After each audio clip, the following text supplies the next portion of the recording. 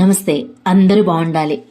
మన ముందు మన వెనుక అసలు మనం ఎటు తిరిగితే అటు శివలింగాలే కనిపిస్తే, ఎటు చూసినా ఆ శివయ్య మనకు దర్శనమిస్తే ఆ అనుభూతి మనం మాటల్లో చెప్పలేనంత ఆనందాన్ని మనకు అందిస్తుందండి.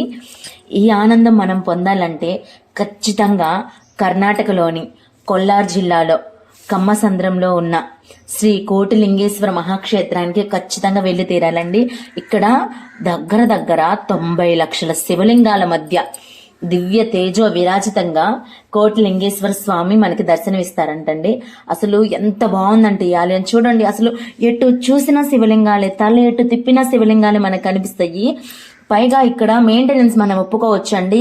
ఇన్ని శివలింగాలని ఎంత నీట్ గా ఉంచుతున్నారు చూడండి. ఎక్కడ కూడా ఇంత డస్ట్ లేకుండా చాలా అంటే చాలా నీట్ గా ఉందండి ఆలయం కూడా. అసలు మనం ఖచ్చితంగా ఒక్కసారి ఈ ఆలయాన్ని మనం దర్శించాల్సిందేనండి. ఇక్కడ ఒకే ప్రాంగణంలో 90 లక్షల శివలింగాల మధ్య అత్యంత ఎత్తైన కోటిలింగేశ్వర స్వామి లింగాకృతి ఈ క్షేత్రం యొక్క విశిష్టత అండి. ముఖ్యంగా అసలు ప్రపంచంలో మరెక్కడా ఈ విధంగా శివ సన్నిధానం లేదంటండి. ఇక్కడ అపర కైలాసంగా భూలోక శివ సన్నిధిగా కమ్మసంద్రలోని కోటిలింగేశ్వర స్వామి క్షేత్రం అలరారుతూ ఉందంట. అసలు నిజమండి, వెళ్తే మాత్రం అసలు ఫిదా అయిపోతారు, అంత బాగుంది. ఇక్కడ మనం చూస్తున్న ఈ అమ్మవారు శ్రీ కరుమారి అమ్మవారు అంటండి. అమ్మవారు కూడా చాలా అంటే చాలా బాగున్నారు. ఆ ఆలయంలోనే శ్రీ నాగలింగం చెట్టు ఉందండి. ఈ వృక్షాలకు రక్షాబంధనాలు కట్టి భక్తులు వారి అభీష్టాలను నెరవేర్చమని శివయ్యని ప్రార్థిస్తారంటండి. చూడండి, నాగలింగం చెట్టు ఎప్పుడైనా చూస్తారా? నేనైతే మాత్రం ఒకసారి అరుణాచలంలో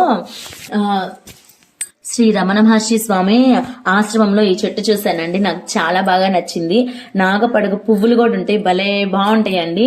ఇక చూడండి, అసలు ఎట్టు చూసిన శివలింగాలు వెళ్తుంటే వస్తూనే ఉన్నాయి. అది అసలు మన ఓపిక అండి. నిజంగా ఈ ఆలయం మనం చూడాలంటే ఒక రోజు కూడా సరిపోదు అనుకుంటా. దగ్గర 15 ఎకరాల సువిశాల ప్రాంతంలో ఈ 90 లక్షల శివలింగాలని ప్రతిష్ఠ చేశారంటండి. మామూలు విషయం అయితే కాదండి. మొత్తం 15 ఎకరాలంట. ఆ 15 ఎకరాలు తిరగాలంటే మనకి ఒక రోజు సరిపోతుందా?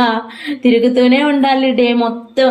అసలు ఎటు చూసినా అసలు చాలా నీట్ గా క్లీన్ గా ఉందండి ఆలయం అయితే. దానికైతే నేను అసలు ఒప్పుకోవచ్చు. చాలా అంటే చాలా బాగుంది. ఇక్కడ ఈ మహాదేవుని మహాసన్నిధిని శివభక్తుడైన స్వామి సాంబ శివమూర్తి గారు నిర్మింపచేశారంటండి. అసలు ఆయనకి హ్యాట్స్ ఆఫ్ ఇంత బాగా చేసినందుకు. ముఖ్యంగా ప్రశాంతమైన వాతావరణంతో అద్భుతమైన ఆలయ వాస్తుకలతో విలాసిల్లుతూ ఉందండి ఈ ఆలయం మాత్రం. మన దేశంలోనే కాదు, ప్రపంచంలోనే ఇలాంటి ఒక శైవ క్షేత్రం మరెక్కడా లేదంటండి. అంత గొప్ప ఆలయం అండి. ఖచ్చితంగా మనందరం ఒక్కసారన్నా చూసి తీరాలి ఈ ఆలయాన్ని. చూసారా? అసలు ఎటు చూసినా శివలింగాలే. చూసారా? ఇక్కడ శ్రీ కోటిలింగేశ్వర స్వామి దగ్గర 108 అడుగులు ఎత్తుంటారంటండి.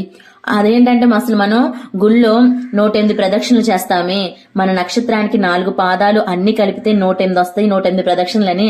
అలాగే ఇక్కడ శ్రీ కోటిలింగేశ్వర స్వామి 108 అడుగుల ఎత్తులో ఉంటారంటండి. ఈ స్వామికి అభిముఖంగా నందీశ్వరుడు ఉంటారు కదా. అసలు ఆ నందీశ్వరుడు 35 అడుగుల ఎత్తైన మహానందీశ్వరుడు అండి. ఆయన ఇక్కడ ఒక ప్రత్యేక ఆకర్షణగా నిలుస్తారంట. అసలు చాలా అంటే చాలా బాగుందండి ఈ ఆలయం. ఇక్కడ మనం చూస్తున్న చిన్న చిన్న శివలింగాలన్నీ 1 అడుగు నుంచి 3 అడుగుల ఎత్తులో ఉంటాయండి. ఇక్కడ ప్రతి లింగం 1 అడుగు నుంచి 3 అడుగుల ఎత్తులో కొలువు తీరి ఉంటాయి అంటండి. అవన్నీ చూస్తుంటే మనకి చాలా ముచ్చటగా అనిపిస్తుంది. ఒకేసారి ఇన్ని శివలింగాలను దర్శించడం కూడా భక్తులకు ఒక మరుపురాని అనుభూతిగా అవుతుందండి. ఈ ఆలయంలోనే 11 ఉపాలయాలు ఉన్నాయంటండి. ఆ ఉపాలయాల్లో మొదటగా సకల సృష్టికి కర్త అయిన బ్రహ్మదేవుడు, వీణాపాణి అయిన సరస్వతి సహితంగా ఇక్కడ ఒక మందిరంలో కొలువు తీరి ఉన్నారంట. మామూలుగా అయితే అసలు మనం బ్రహ్మదేవుడికి ఆలయమే మనం చూడమండి, ఎవరు పూజలు కూడా చేయరు. కానీ ఈ ఆలయంలో మాత్రం బ్రహ్మదేవుడు తన భార్య అయిన సరస్వతి అమ్మవారితో కలిసి ఒక ఆలయంలో కొలువు తీరడం కూడా ఒక ప్రత్యేకత అంటండి ఈ ఆలయానికి. రెండవ ఆలయంలో స్థితికారుడైన మహావిష్ణువు లక్ష్మీనారాయణుడై ఇక్కడ కొలువు తీరారంట. ఇలా మిగిలిన ఆలయాల్లో కూడా వెంకటేశ్వర స్వామి, అన్నపూర్ణ అమ్మవారు, పాండురంగడు, పంచముఖ గణపతి ఆలయాలు, సీతా సమేత శ్రీరాములు వారి ఆలయము, హనుమాన్ ఆలయం, కన్యకా పరమేశ్వరి ఆలయం, సంతోషి మాత ఆలయాలని ఇంకా చాలా ఆలయాలు ఉన్నాయంటండి.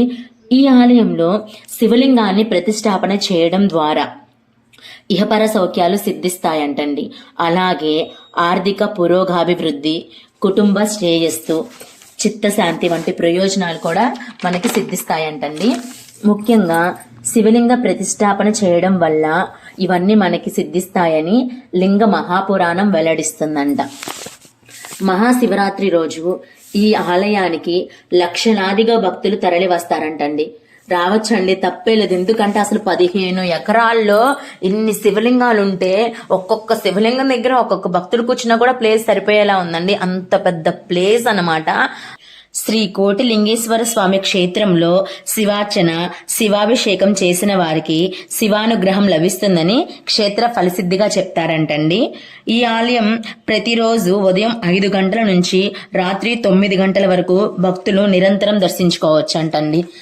అంత టైం ఖచ్చితంగా ఉండాలండి. ఉంటేనే మన అందరం ప్రశాంతంగా తిరిగి దర్శించుకోగలుగుతాము. మరి 15 ఎకరాలు తిరిగి చూడాలంటే మామూలు విషయం కాదు కదండి.